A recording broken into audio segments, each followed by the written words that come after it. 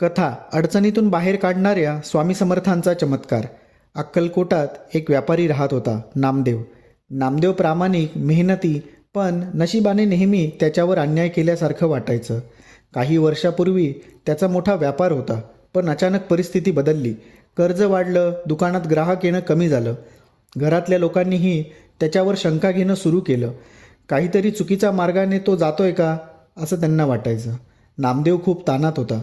एका रात्री त्याने ठरवलं, सगळं संपलं, आता मी जगू शकत नाही.